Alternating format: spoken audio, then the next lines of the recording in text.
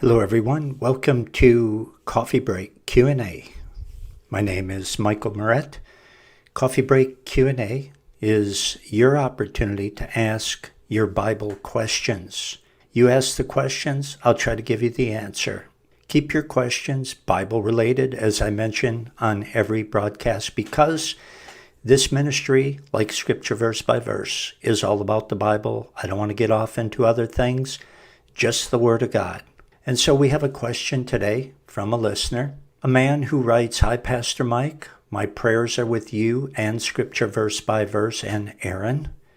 And for those of you who do not know, Aaron is my son. He goes on to ask this question, can you explain what the oneness or the unity in John 17 is supposed to look like? That's a very good question, because I think a lot of people, when they read that, it puzzles them because they see Jesus praying for a unity and the church seems to be so divided. So I will try to answer this question, and I think the best way for me to do it is to look at a few of those verses, verse by verse. So let's begin in John chapter 17, reading in verse 20. Now this is Jesus's prayer. He's praying, number one, for his apostles. But then he switches gears in verse 20 and he says, "Neither pray I for these alone." I'm not just praying for the apostles now, he's saying to God, "but for them also who shall believe on me through their word." So in his prayer, on this night of his betrayal and arrest, Jesus here in verse 20 begins to pray for you, if you are a Christian. In fact, he prays for everyone who will believe in him through the apostles and their message being the New Testament, which was written by the apostles. So he's praying here for everyone who gets saved by reading the Bible. He's praying for all Christians. Let's look at verse 21. What does he pray? "That they all may be one, as you, Father, are in me and I in you, that they also may be one in us, that the world may believe that you have sent me." Jesus prayed for his church to be one, as he and the Father are one. And it is one. In that sense, the church is united. And I can hear someone say, "Wait a minute, what are you talking about, Moret?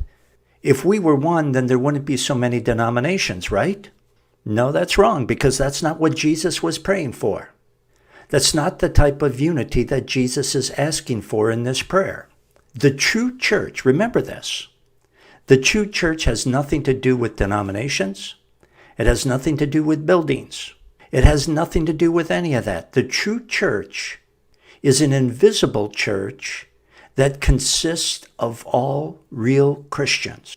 If you have repented and you have received Jesus Christ as your Lord and Savior, then you might be Lutheran, you might be Presbyterian, you might be Baptist, you might be Pentecostal, but you're one with every other person who has repented and received Jesus Christ, because that's the church, the true church, the invisible church, which consists of all Christians, is united.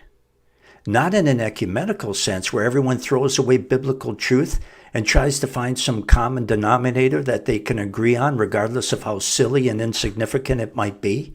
That sort of ecumenical unity is not God's will.